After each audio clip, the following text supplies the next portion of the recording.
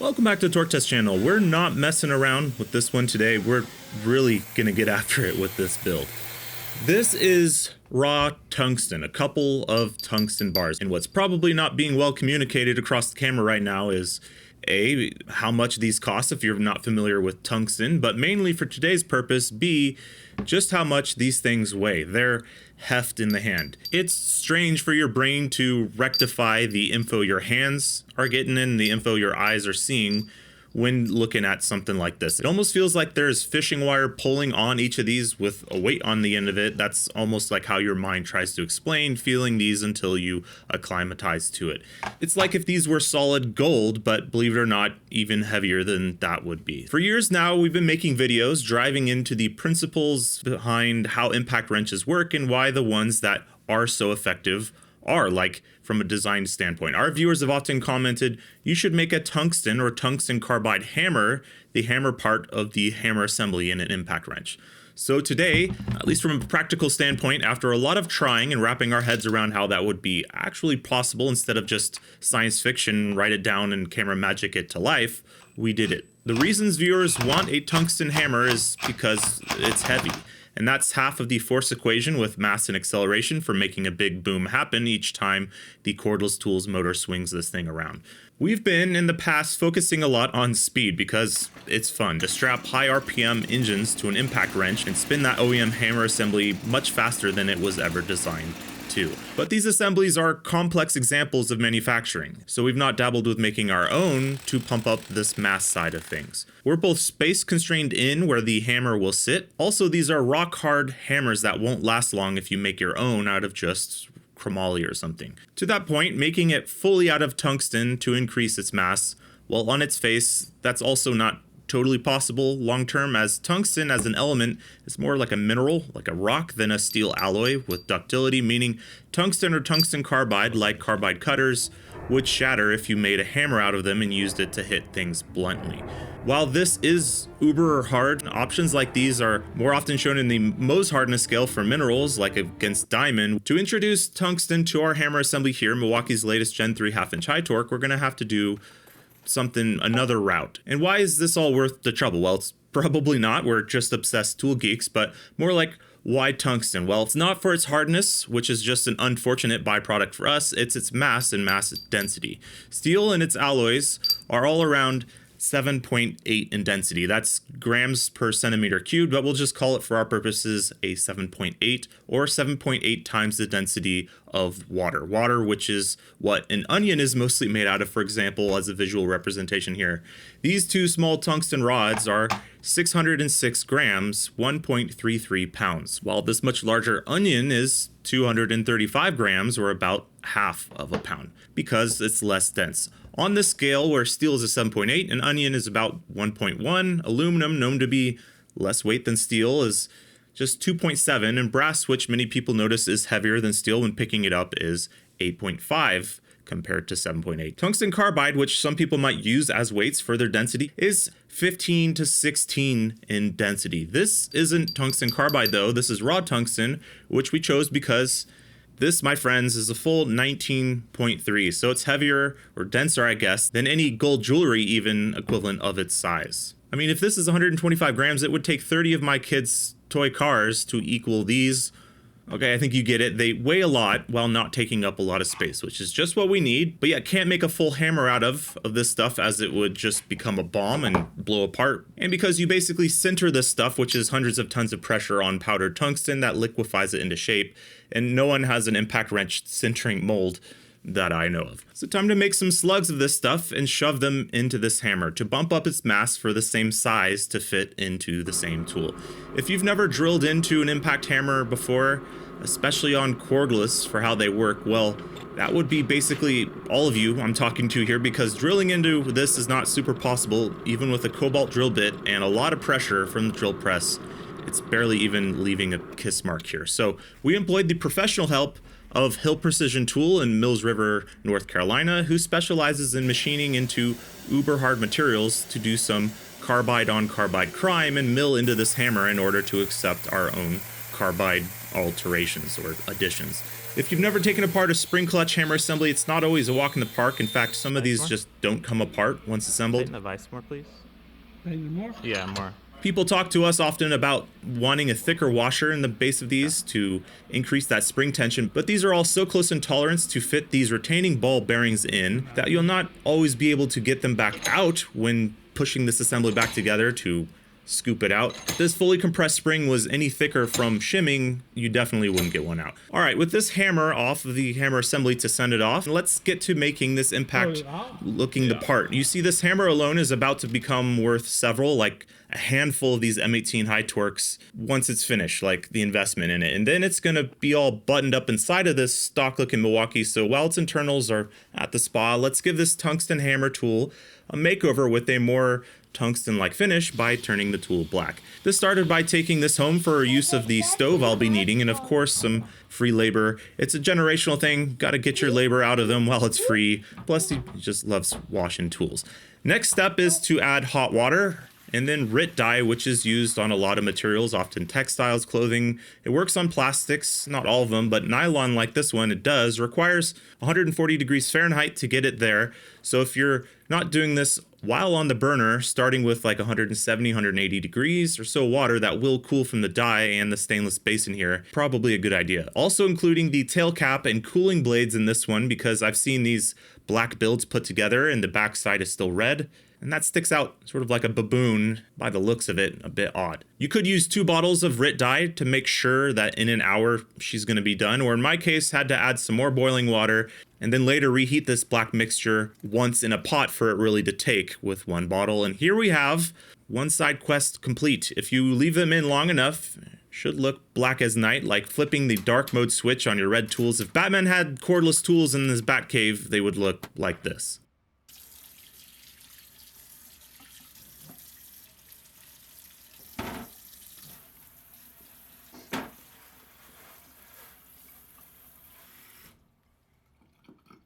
And even its cooling fins are not poking out as red here. I think it's pretty neat and more of a befitting home for the new hammer assembly. So let's check in on that at Hill Precision Tool in North Carolina. News is it's even a bit harder than we measured it as. The big boy Rockwell machine here shows it at 61 plus HRC. We're basically trying to burrow into solid mass that has the characteristics of a hardened Japanese chef knife. It's not easy stuff. But is possible though, with the further wonders of high RPM tungsten carbide, which makes for quite the high-pitched display for your ears and a molten spalling of material desperately being evacuated out of those machined holes. Today's video is brought to you by the letter W, which is for tungsten on the periodic table of elements. Why it's a W comes from the word in Germanic-speaking countries Wolfram, even though it's actually a Swedish word, which means heavy stone, I guess. Which about sums up things for us today. It's hard as a stone and we're using it because it's heavy. Nothing all too sciencey about that. Shout out to Hill Precision Tool. I mean, we employed them to do this, but it's a lot to take on with confidence and be like, yeah, we can do that. And we're gonna chalk this full of, well, holes as much as we can without interfering with the front hammering surface and the spring to try to keep all this in mostly one piece while in use and not yard sale the whole thing inside of the tool. As the outer diameter of these hammers are basically just weight, mass to lend to the hammer that's doing the impacting. Outside of like impact drivers, these hammers don't need to be this physical size, and weight is something we can improve on, not wasting an inch on this pretty, excuse my language, but badass looking hammer now that it's had nearly 40 holes burrowed into it to accept our tungsten slugs. We needed to order more tungsten than this, as cutting these, even with a 14-inch abrasive saw, it would take about 15 minutes to make one cut. And the whole assembly, glowing from that heat, we'd go through a full blade in about 2-3 cuts. Do not recommend. So here we have what we need, around 40 slugs of raw tungsten, all beautiful and ready to become dumb weight, I suppose. To do this, our plan was always going to be green Loctite, bearing retaining glue compound. Hill Precision was nice enough to machine these within a whisper of going through the backside so we could get the entire inside diameter and back face of the hole to dry and cure that adhesive bond and keep these chunky boys nestled in tight. ChatGPT said based on its calculations, RPM, joules, mass of this thing, it should hold in place, but I mean, I've seen some high speed of these things working and I have my doubts. Time for the weigh-in. The OEM stock hammer assembly, the whole thing altogether weighs 2 pounds, 4 ounces, which is Not a whole lot these days, but does get the job done for sure. Our new tungsten impregnated full assembly weighs in at 2 pounds, 11.4 ounces, which is about a half pound of added weight to this same footprint, which isn't a whole lot by itself, sure, but as a percentage of the entire assembly, an over 20% increase, and that's for this whole stack. It's almost 2.5 times that percentage increase for the hammer itself being flung around as a difference. We've come all this way, maintaining a size constraint to essentially just increase weight, of course. So let's, now that it's cured and dry, find out if we've done anything at all, basically. Here it is, the TTC-THT, torque test channel tungsten 1/2 inch high torque, up against its stock form self.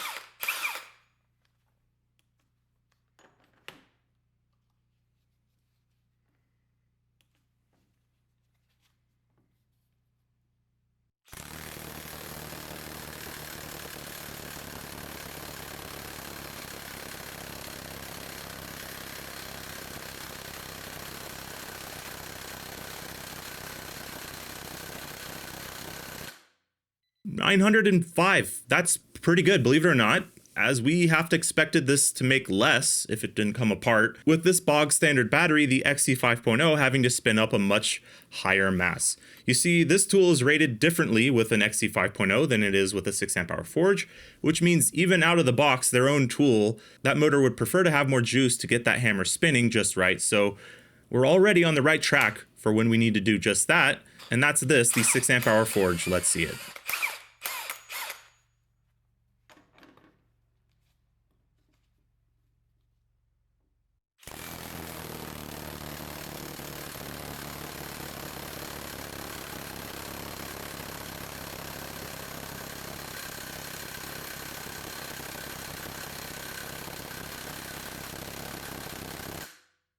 $981, up from $891 with the standard pack, or $920 if we're talking about the same battery here. I'm liking this. It's definitely trending in the right direction. If the stock hammer assembly was needing more juice to spin up in the form of a 6 amp hour pack, we imagine, or we're hoping, that the new tungsten hammer studs through its neck type Frankenstein creation wants things to be taken even further to hit its sweet spot. Here's the 8 amp hour forge pack that uses spicy tabla cells inside.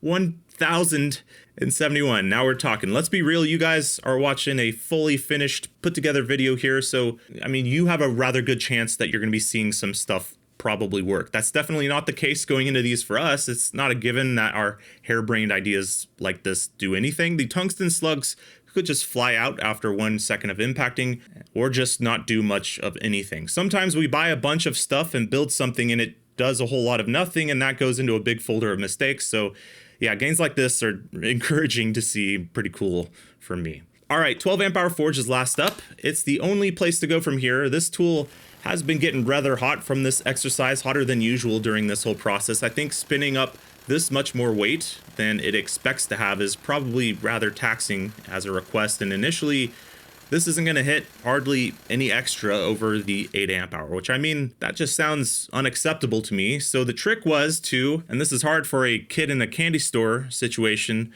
just going to give it a 45-minute break to cool down, at which point it was much more room temperature again, and this is what she's got on tap at full beans.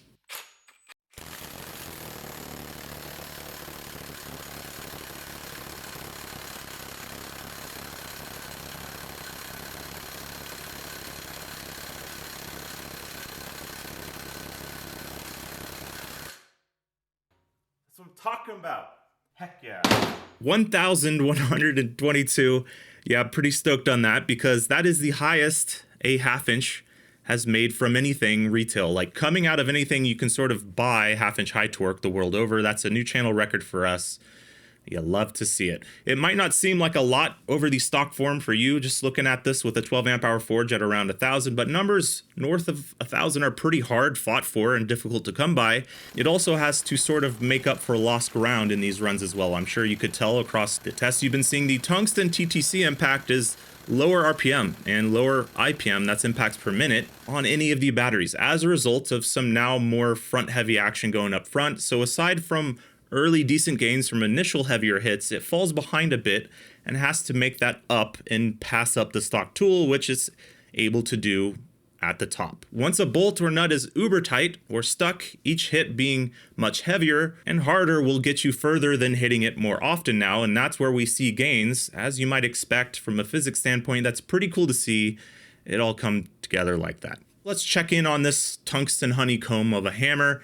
And yeah, they're all starting to come out. All of them basically starting to wiggle free from impacting and vibration. Funny enough, this only helps having the weight further from the center when we're talking the physics of these things, but we decided to instead, with the end appearing to be near, as we can't weld tungsten in place, and trying to peen them over on this rock hard material is out of the question. Let's shoot this in high speed just because it's cool, all exposed out in the open air, and this yard sailed instantly. It was on its way out for sure, barely was able to press the record button before this started flinging tungsten slugs around the shop, so only got the tail end of it here. Admittedly, probably would have got some more cool footage if I was pushing this whole impact forward with a lot more force to keep it on the hammer assembly seated against the anvil and dogs, but without the hammer cover up front to keep this all pushed together, it is an interesting rodeo to ride.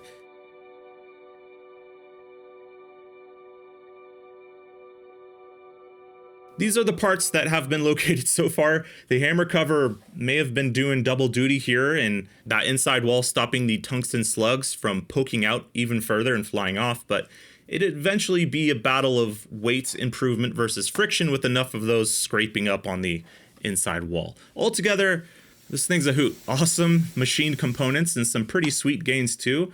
So was it worth it? Absolutely not. No way. Way too complex, way too expensive to pull this off. I think even if a brand were to do this on the manufacturing end with the hurdles and design it would require and the raw cost of tungsten, it's just not feasible, which makes this example that we've since put back together with all of its tungsten goodness again into its hammer even cooler that it exists. It's likely there will never be another one of these made because of all of those things, and I just love this little abomination even more for it. Into the history books of ridiculous impacts it goes, a tungsten hammer impact to be enjoyed here in this video and likely nowhere else forever unless someone is somehow even more mentally challenged than us. Really enjoy working on projects like this. Click below to join us for even more of those sorts of things in the future. Thanks as always for making these sorts of things possible by watching.